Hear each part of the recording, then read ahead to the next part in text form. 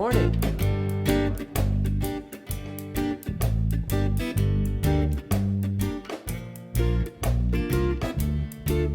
Here we go. Spirit, guide my day. Open my heart to live your way. Teach me to hear your voice. Open my mind to the freedom of choice. Won't you join us? Spirit, guide my day. Open my heart to live your way. Teach me to hear your voice. Open my mind to the freedom of choice.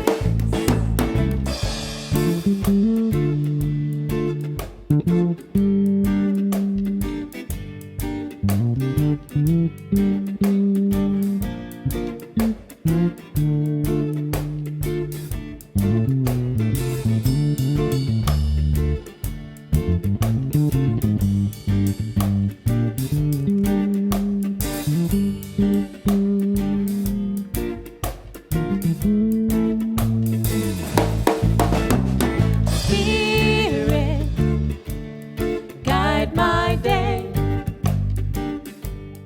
Open my heart to live your way. Teach me to hear your voice. Open my mind to the freedom of choice. Spirit.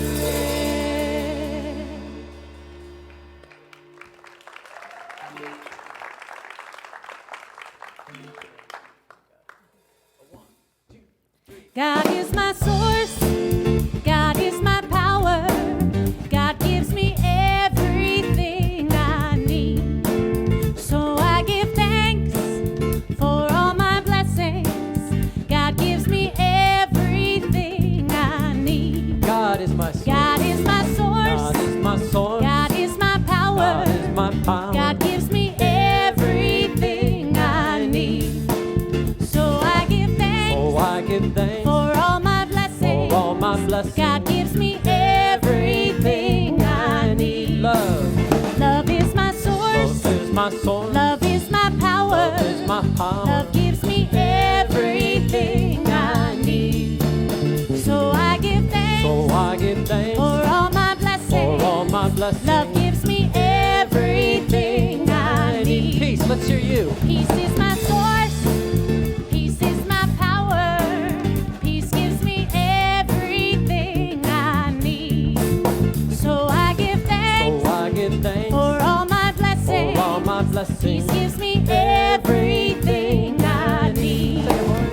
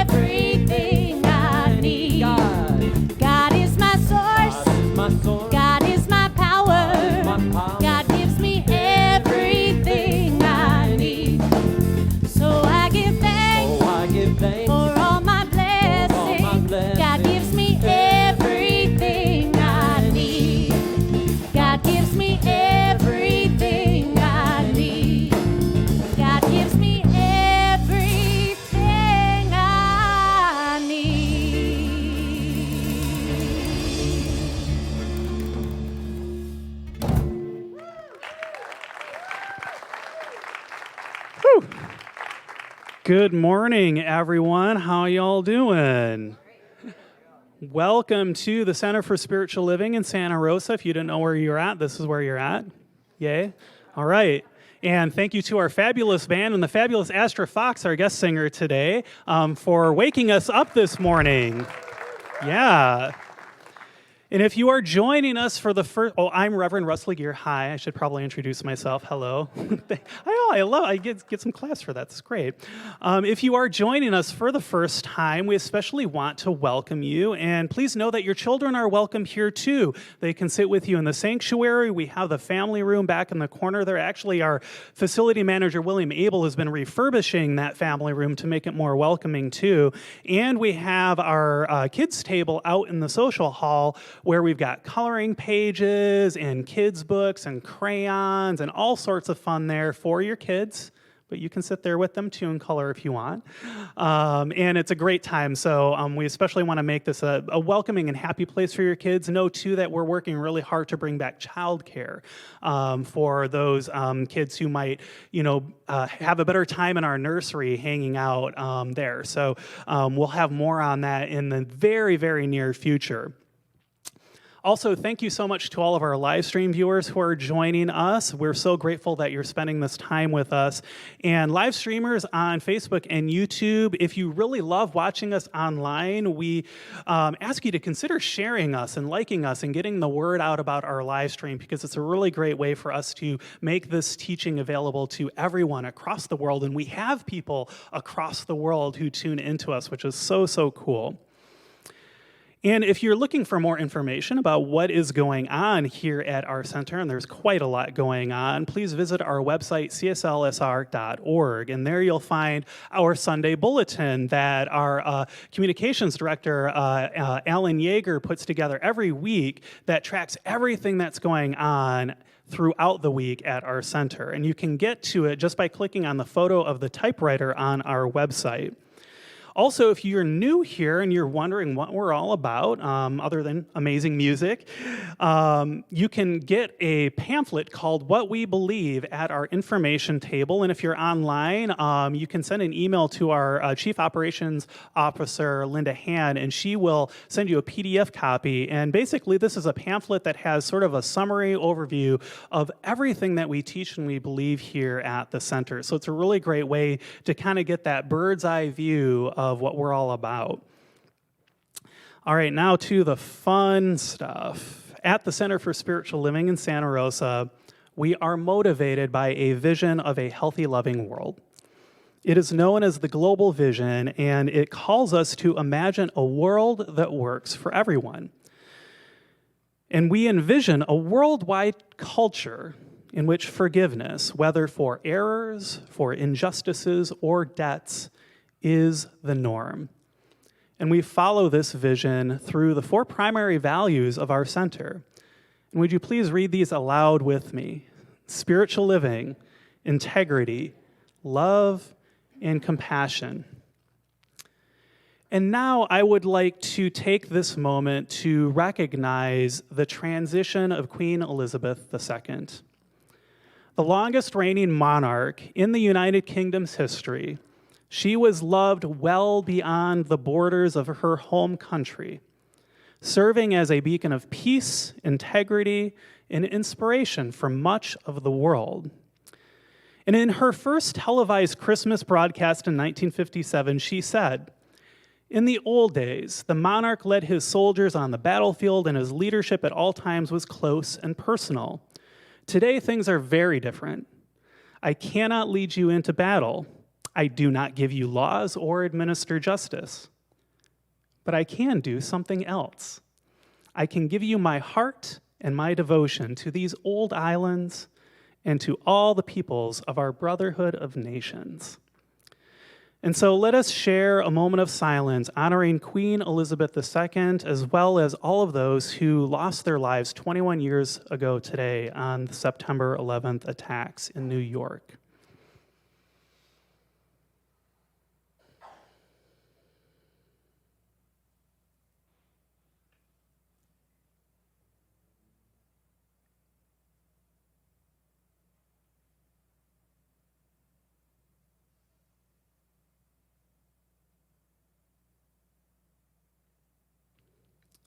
And so I know that somewhere between the music, the meditation, the prayer, the practices, and Reverend Tara's message today is exactly what you need to experience for the next step of your spiritual unfoldment.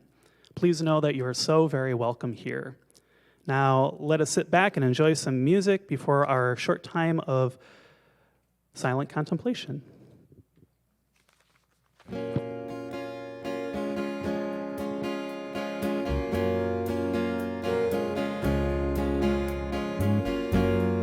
Days they come and days they go.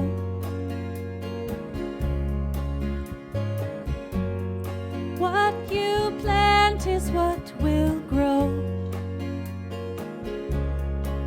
And you sow, you sow, you sow. Something's gonna grow.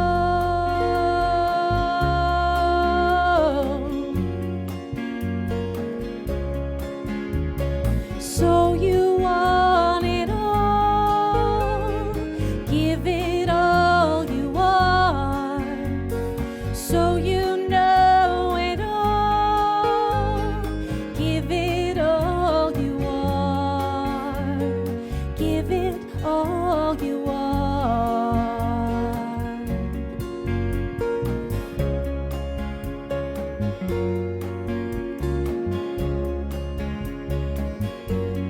Time feels fast and time feels slow. The clock ticks by, I watch it go. And it goes, it goes, it goes. Something's gotta grow.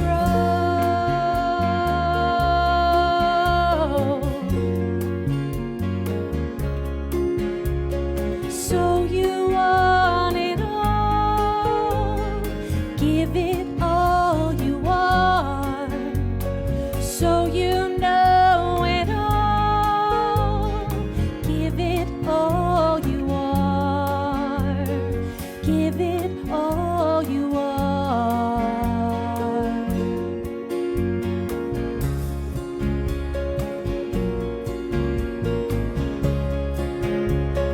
Lightning strikes and shakes us to the core. Shifting life has not been done before. Tend the fire that burns within your soul. Trust yourself, you'll know. You'll know. You know.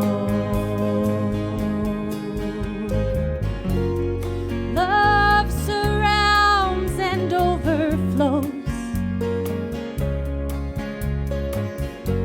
The more I give, the more it shows. And it flows, it flows, it flows. Love is gonna grow.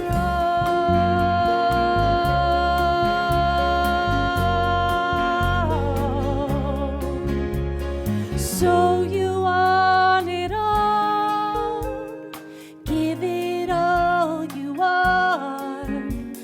So you know it all, give it all you are. So you want it all, give it all you are. So you know it all, give it all you are. Give it all you are.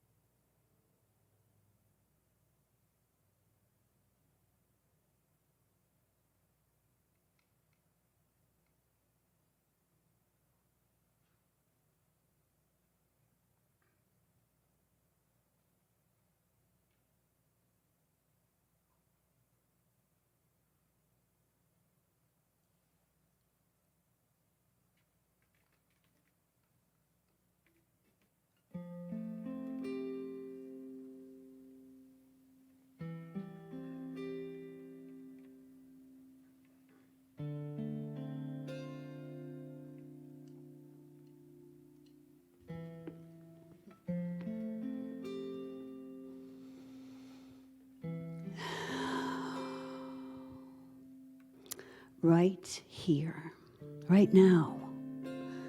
The life of all life surrounds this place and infills and loves each and every person here, each and every person with us on Zoom, everyone. This life is everywhere.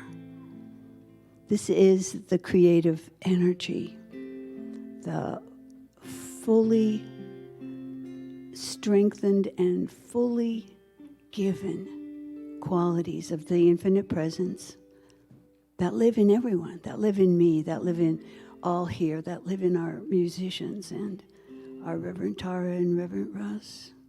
We are all one in this.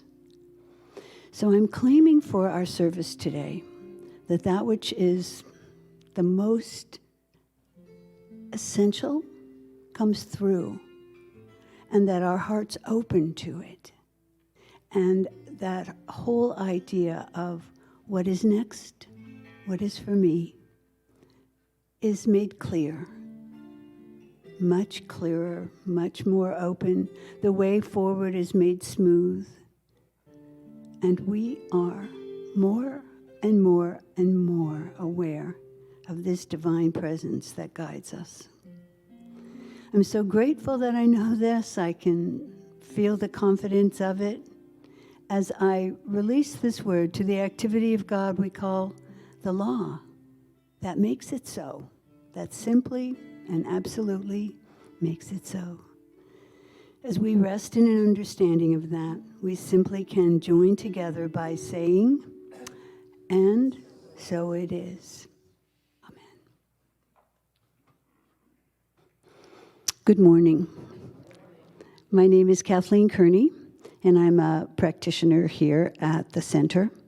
And let's read our affirmation together. Ready? The work of my soul is creating a life that matters. So it is.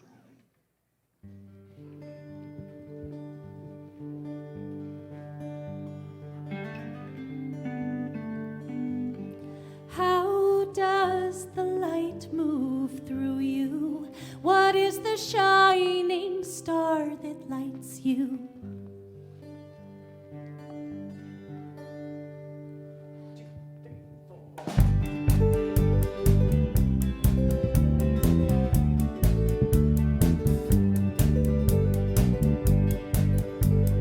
If you could write a song, would you sing that song all day long?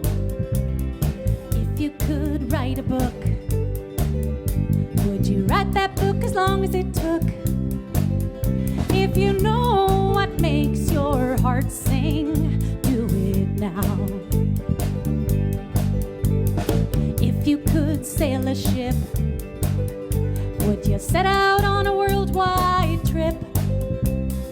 If you could fly a plane, would the sky become your new domain? If you know what makes your heart sing, and the muse that pulls your heartstrings, do it now. If you dream it's possible, you will be unstoppable.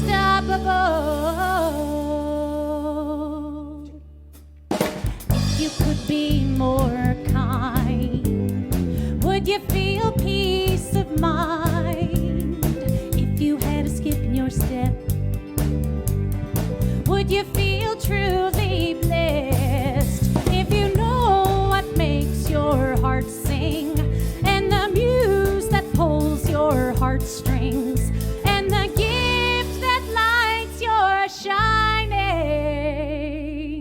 do it now. Do it now. Do it now.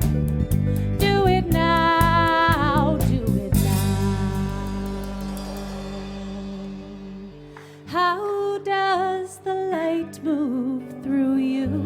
What is the shining star that lights you?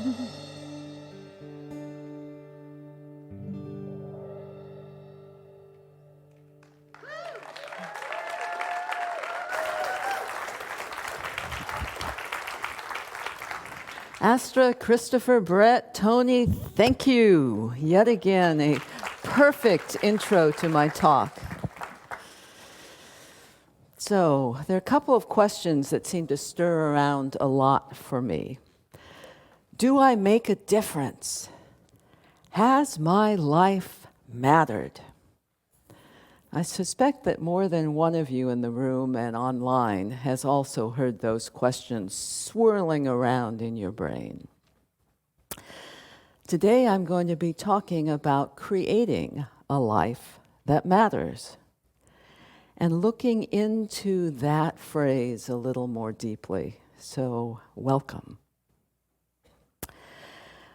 When I think about what makes a life matter, I automatically go to things like, it's a big deal. Someone does something noteworthy.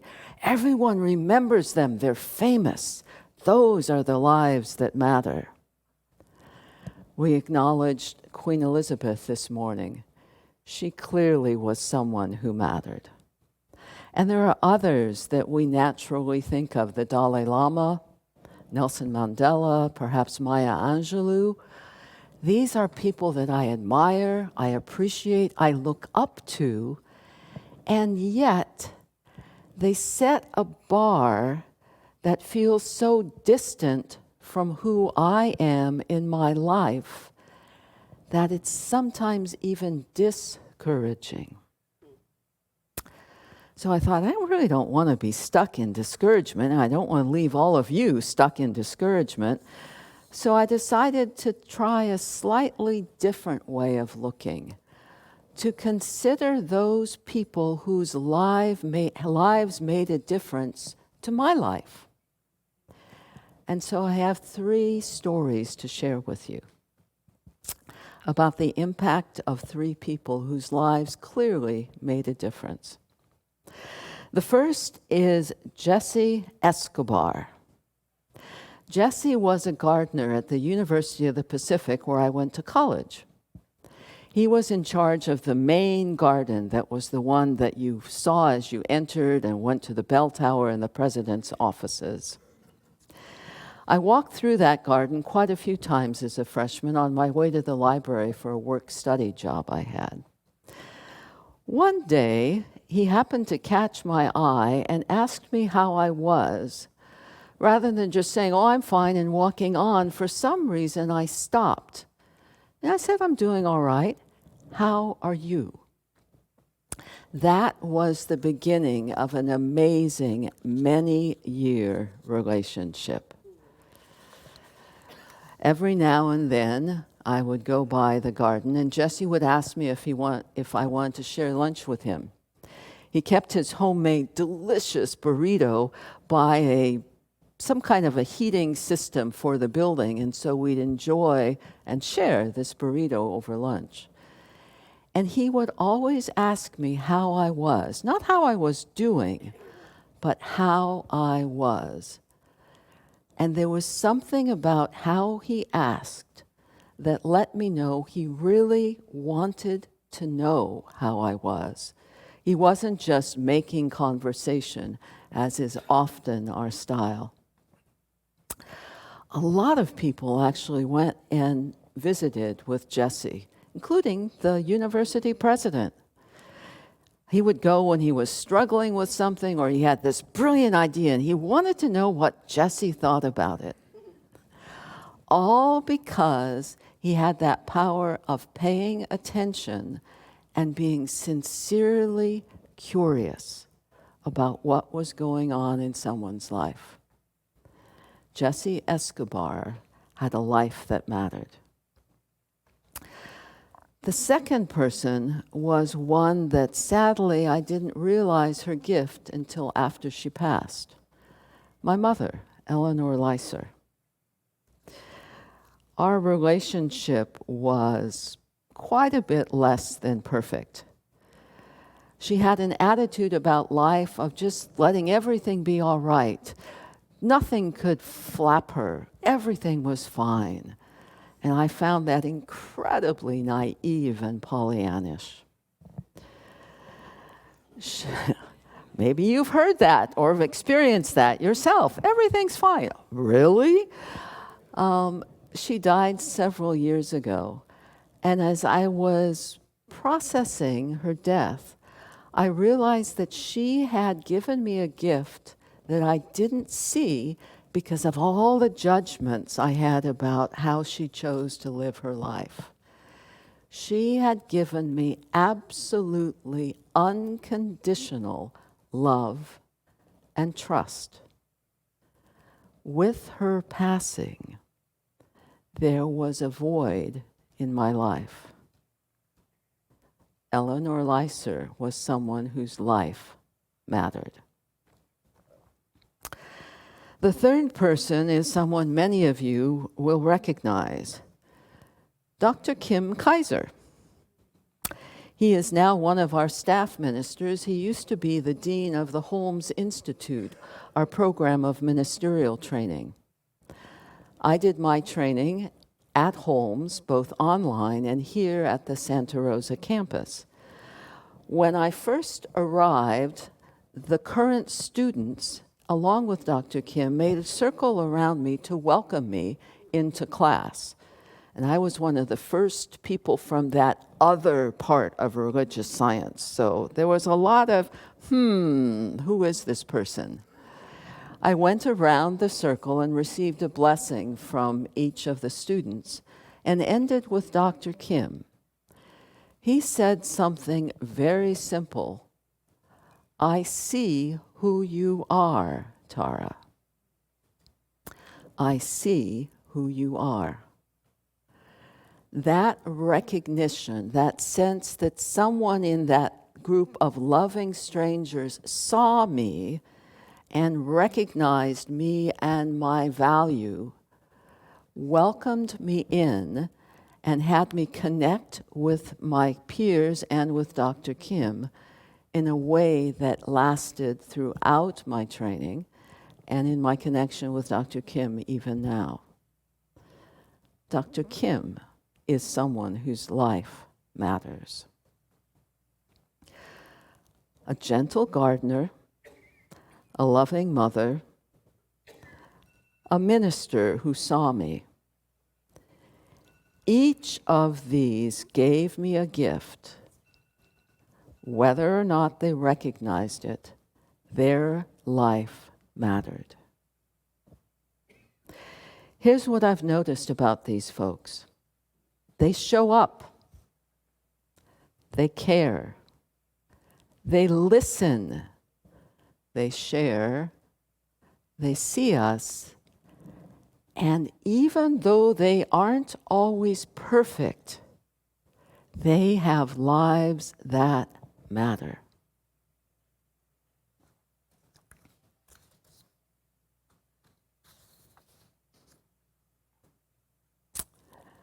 So here's your first reflection question for the week, if you're someone who takes notes or follows along and carries on the work in the coming week.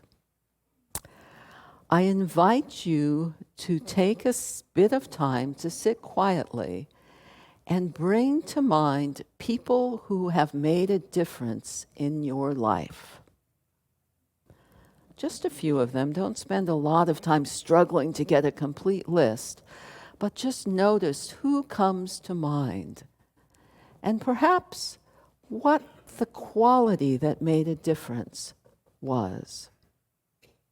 Just notice gently, with curiosity, and appreciate who they are. Rabbi Kushner puts it this way in his book, Honey from the Rock. We understand that ordinary people are the messengers of the Most High. They go about their tasks in holy anonymity, often even unknown to themselves. Yet, if they had not been there and said what they said, if they had not done what they did, it would not be the way it is now. We would not be the way that we are now. Never forget that you too, yourself may be a messenger. So far, I've talked about creating a life that matters as a journey, a process, something to aspire to. That's how we think of it in our self-help, goal-oriented, striving culture. Here comes the U-turn, and for those of you who have your journal, it looks like this, and if you don't have one, you can pick one up at the information table, or you can request one via email online. Turn to today's reading for September 11th, and I invite you, if you're willing to mark up this beautifully created journal, and I always hesitate a little myself, the affirmation needs to be revised. The work of my soul is revealing a life that matters, not creating it. The work of my soul is revealing a life that matters. And that's what I'm going to be talking about for the rest of this morning. Each of us wants to matter. The truth is, we cannot create a life that matters. Why not? Because it's a given from the moment we take our first breath in human form. Let me say that again. It's not a project you work on to become someone who matters. It's not something you have to prove or earn. The moment you show up in human form, you make a difference. We don't always recognize this fundamental truth, in fact, possibly more often not than doing it. We judge ourselves for what we aren't. We compare ourselves with others and come up short. We downplay what we are doing. Sound familiar? I can claim all three of those. We believe that having a life that matters remains beyond our reach unless we achieve something astonishing. I'll share a bit of a story that's ironic, as it turns out. My grandmother doted on me. I was her favorite. One afternoon, we were sitting on her couch, and kind of out of the blue, she said, "Tara, you're so smart. You could be president of the United States." That statement haunted me most of my life. And I hear the chuckles, which means some of you have had similar experiences. What happened was, no matter what I accomplished, I wasn't president of the United States, so obviously I wasn't good enough. If I wasn't doing this huge thing, my life didn't matter. Thankfully, yes, please, thank you, I no longer hold that belief. And I invite any of you who had those loving parents or grandparents or friends tell you, "You are awesome, you can do X." Just say, well, maybe so, maybe not. In the meantime, I matter because, and whatever it is that you're doing, that in fact is important and makes a difference. We matter because we exist. We don't need to prove anything. What we do need to do is accept that truth, the essence of each of us, no exceptions. That's why we are revealing a life that matters, not forcing it, not creating it. Listen to these lovely words from Ernest Holmes, taken from This Thing Called You. You belong to the universe in which you live. You are one with the creative genius back of this vast array of ceaseless motion. this original flow of life. You are as much a part of it as the sun, the earth, and the air. Since most of us forget that we matter, here are some ways to step into presence, being, blossoming, so that we are conscious that we matter to ourselves and to others. This list happened to come from an Education Uplift webinar that was sponsored by our home office, Centers for Spiritual Living. The list was developed by Reverend Chris Ashley Alexander and Reverend Ryan Pulley Alexander, drawing upon the work of Brene Brown. For Reverend Chris and Reverend Ryan, it was a list of antidotes to spiritual bypass. Spiritual bypass is that way that we aren't present to what is, however challenging, instead jump to, it's all good, it's all fine, without recognizing presence. This list of antidotes also happens to work very well as guidance on being present, which is the core of revealing a life that matters. Here are the elements. Authenticity.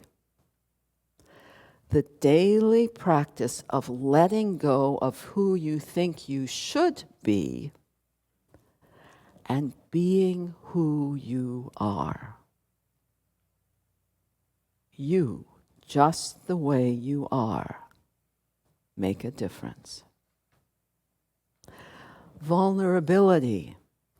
The feeling of uncertainty, risk, and emotional exposure. That's vulnerability.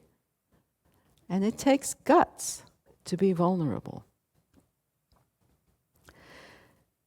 Belonging. This one is rather curious. We think of belonging as being part of a group, and that's part of it.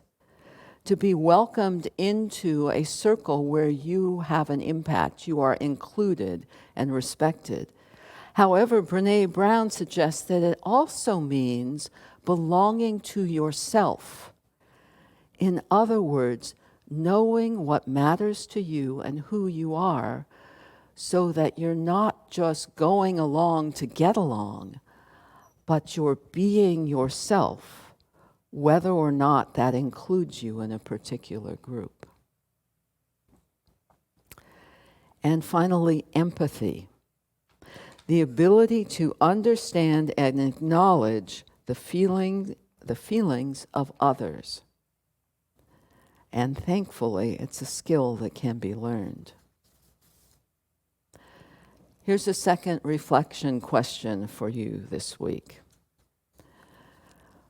What are your gifts that make a difference? What are your qualities of presence? Please remember, no one does this 100% of the time. No one shares their gifts in every circumstance always.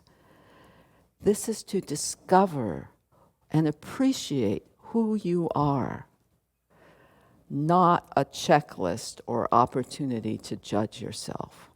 Okay? Just be lovingly curious. So far, I've touched on what makes a life matter, noticing examples from my life. It is often ordinary people doing simple things. I also explored the qualities that are part of being present, which in and of itself matters. There's one more area to keep in mind as you recognize and accept that your life matters. You need to know who you are, what you care about, and what you want in your life. Who you are, what you care about, and what you want in your life. Hildegard of Bingen provides a powerful answer to why it's worth our effort. We cannot live in a world that is not our own, in a world that is interpreted for us by others. An interpreted world is not a home. Part of the terror, and I add the opportunity, is to take back our own listening, to use our own voice, to see our own light. When I looked again at the list of qualities that open into presence to creating a life that mattered, I noticed that all of them require that we know ourselves. Authenticity, this is the obvious one. Letting go of who we should be to be who we are. To embrace and accept who we are, we must take time to get to know ourselves. And the self, not the self that we judge and battle with and belittle and want to fix, but that self that is expressive and centered and grounded and is always present within. Vulnerability. Do we know ourselves well enough to take risks to share our feelings and ask for help? Perhaps it's not just knowing ourselves, but trusting ourselves. When we wear a mask of other people's expectations and impossible aspirations, we cannot be vulnerable. It's an armor that keeps us from being present. Going back to the next item, it's connection. Those of us who have dated know the experience of how perfect everyone is for those first few dates. We're on our best behavior. And then often a few quirks and issues start surfacing. One would think that the solution is going back to being good, but it's not. That mask of, I'm going to show up just the way that person expects me to be, wants me to be, as they are doing exactly the same thing behind their mask, means that two masks are sharing lovely pleasantries, but people are not connecting. It's just mask to mask to mask. Belonging. I already touched on this a bit. In order to belong, you must know who you are so that you are not going along with a group or a way of thinking to get along. You're bringing your full self present, and if belonging to a particular group is right for you, you join it. If not, you know you on your own with that inner wisdom companion are enough. You belong to yourself. And finally, empathy. Empathy involves the ability to understand and acknowledge the feelings of others. If I don't know how I feel, how can I possibly acknowledge the feelings of others? Getting caught in someone else's drama, that's not empathy, by the way. That's drama. Knowing ourselves and our feelings, we can witness, acknowledge, and stay grounded in ourselves. And equally important, we will not project our feelings onto someone else, assuming we know what they must feel. There are many ways to get to know ourselves. Here are a few ideas. Feel free to add your own. Talk with a friend about what matters to you and encourage them to ask you to go deeper, to explain what you mean. Sit in a garden with a cup of tea or coffee and ask a question. Then journal what comes up without figuring it out or trying to edit it. Listen quietly to your voice within, that sweet intuition. If you want to know more about how to do that, it just happens. Maggie Cole has a workshop on intuition this Sunday and next. However you choose to know your essential self a bit better, be compassionate and curious, asking questions with love. Third practice for the week. You're going to have a busy week. Every now and then, stop and tune into your body for a bit of time. Scan your body. Notice if there's tension, weightiness, lightness, and invite whatever feeling you notice to share with you what it would like you to know. Your body has remarkable wisdom when you tune into it. So check in with your body in the coming week. There's a quote that I love from Ernest Holmes, and I need to share it even though we're coming up to the end of time here. Know your own mind. Train yourself to think what you wish to think, to be what you wish to be, feel what you wish to feel, and place no limit on principle. As we discover, or rather uncover, our magnificent, creative, loving, playful, wise essence, take a breath, I'm going to say it again.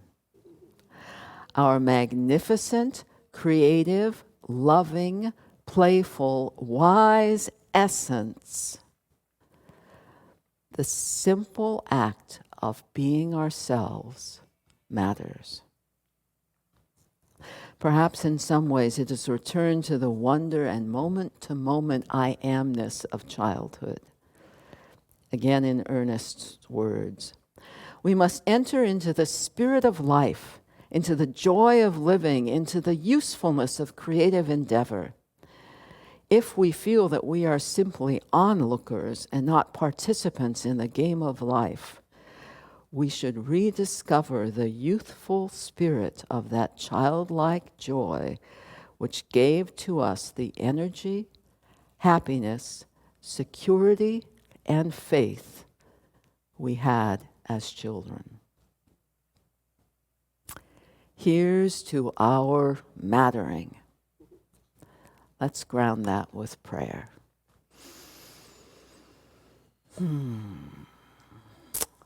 Standing in presence,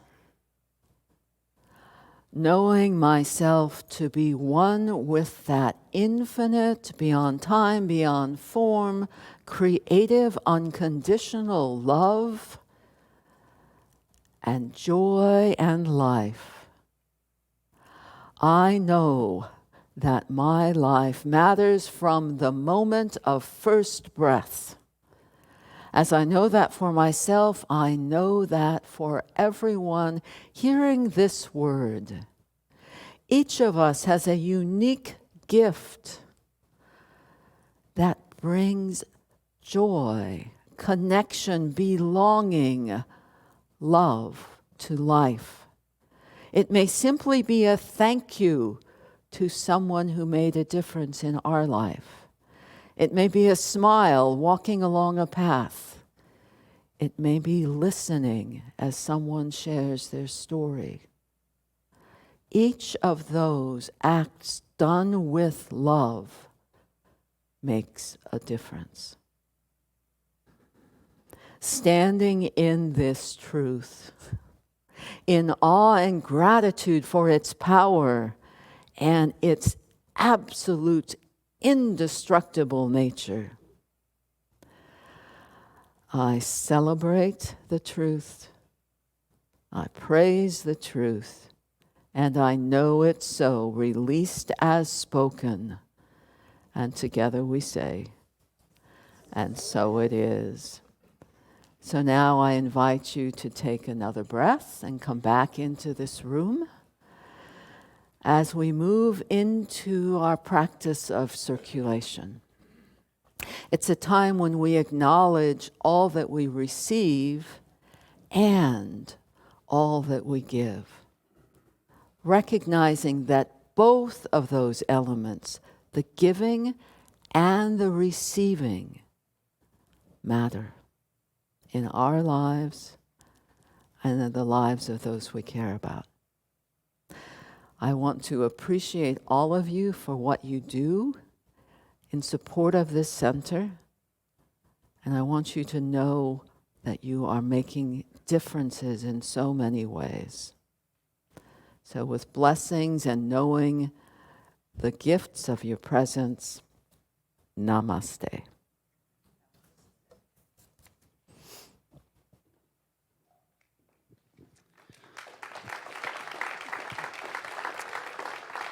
Let's give some love to Reverend Tara for that beautiful message. And can we get our giving slide up here? There's a number of different ways that you can contribute financially to our center, and I want to make sure we get our slide up. Yes, okay, so we've got text to give.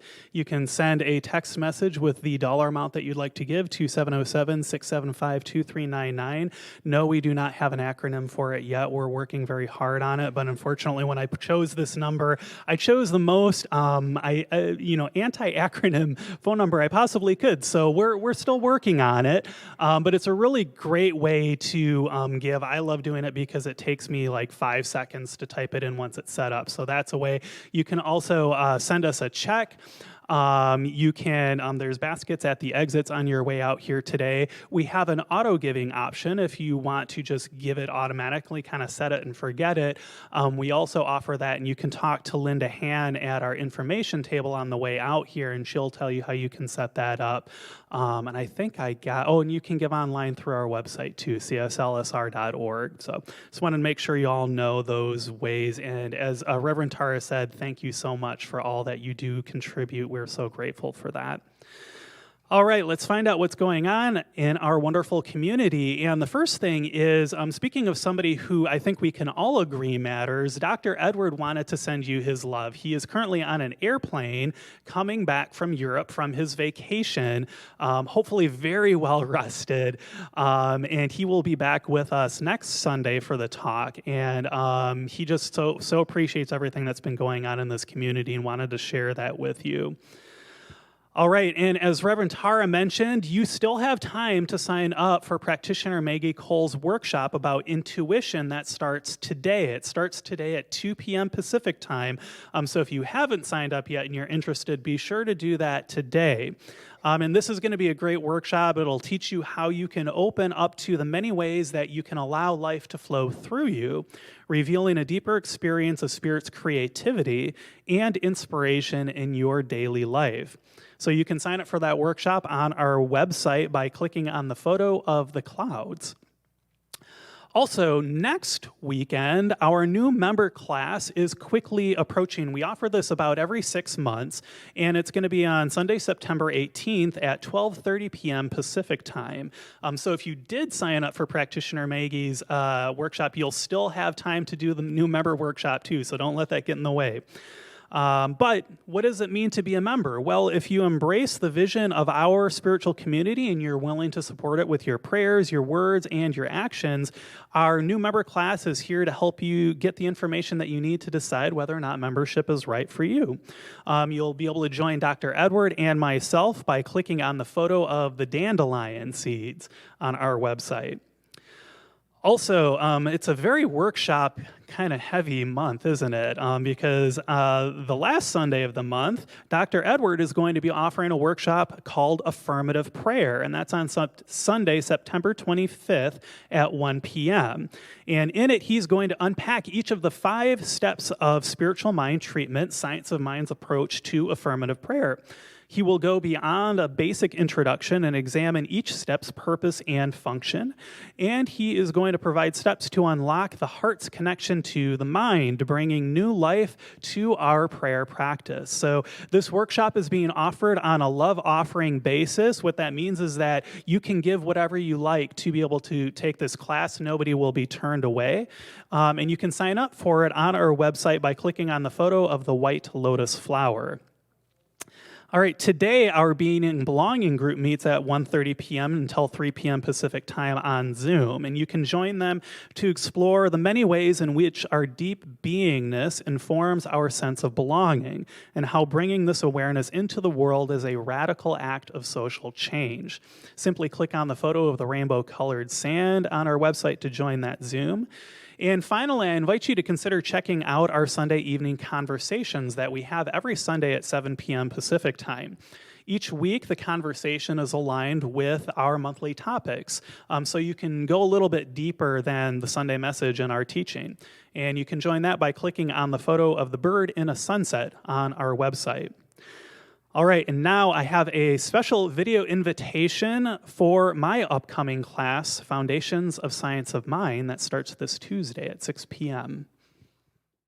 The strongest homes are the ones that are built upon a solid foundation, and that is exactly what we are going to do this fall as we bring back our 10-week course, The Foundations of Science of Mind. And this class is designed to help you to build that strong spiritual foundation in your life. Each week, we will look at one of the 10 core concepts that make up our teaching, the Science of Mind.